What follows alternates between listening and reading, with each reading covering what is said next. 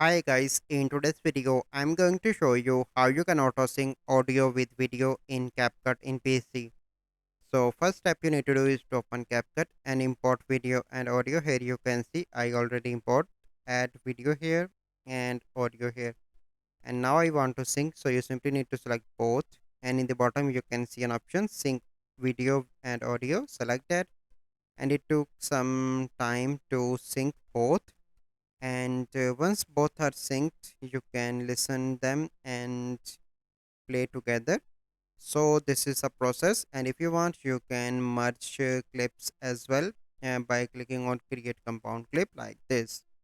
So this is a process that you need to follow to auto sync audio with video in CapCut in PC.